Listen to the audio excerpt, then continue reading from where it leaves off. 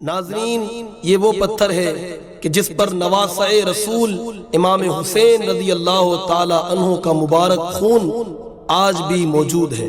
یہ وہ پتھر ہے کہ سید الشہداء امام عالی مقام رضی اللہ تعالی عنہ کے سر مبارک کو اس پتھر پر رکھنا نصیب ہوا تھا۔ اس کا واقعہ تاریخ میں کچھ اس طرح ہے۔ میدان کربلا سے واپسی پر جب یزیدی سپاہی امام عالی مقام کے سروں کو نیزے پر اچھل کر اور پردہ دار بیبیوں کو ساتھ لے کر یزید کے دربار میں حاضر ہونے جا رہے تھے، رات کے وقت راستے میں ایک گرجا آیا۔ اس گرجے کے پادری نے جب گریہ و زاری کی آوازیں سنی تو سپاہیوں سے پوچھا کہ کیا معاملہ ہے۔ جب اہل بیت اطہار کی درد بری کہانی اسے سنائی گئی، وہ عیسائی ضرور تھا مگر دل میں نبی پاک علیہ الصلوۃ والسلام کی اور آل رسول کی محبت رکھتا تھا۔ اس نے سپاہیوں سے گزارش کی کہ ایک قافلے والوں، تم بڑی دور سے آ رہے ہو سکتا ہے کہ تھکن ہو گئی ہو، ایک رات اگر میرے گھر میں آرام کر لو اور یہ امام عالی مقام کا سر ایک رات کے لیے میرے حوالے کر دو تو اپنی ساری عمر کی کمائی تمہارے حوالے کر دوں گا، تمہیں انعام میں دے دوں گا۔ ان یزیدیوں نے سوچا کہ یزید کی طرف سے کوئی انعام ملے یا نہ ملے، اگر یہاں سے اشرفیاں ملتی ہیں تو کیا برا ہے۔ مال و دولت کی لالچ میں انہوں نے امام عالی مقام کا سر اس پادری کے حوالے کر دیا۔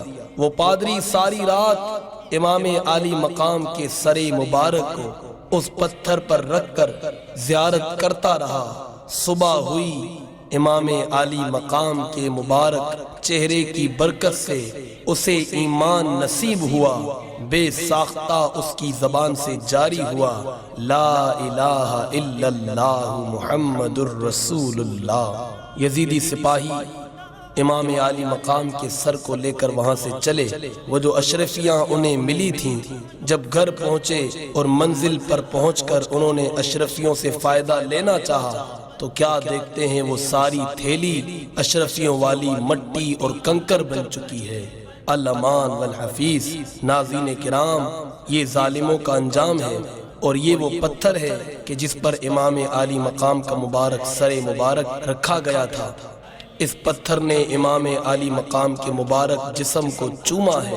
ناظرین کرام، اس پتھر کی آپ سی ڈی کے ذریعے زیارت کر رہے ہیں۔ اللہ تبارک و تعالی سے کاروان اسلامی کے اس قافلے کی دعا ہے کہ تمام مسلمانوں کو یہاں پر آنا اور ان تبرکات کی زیارت کرنا نصیب کرے، آمین۔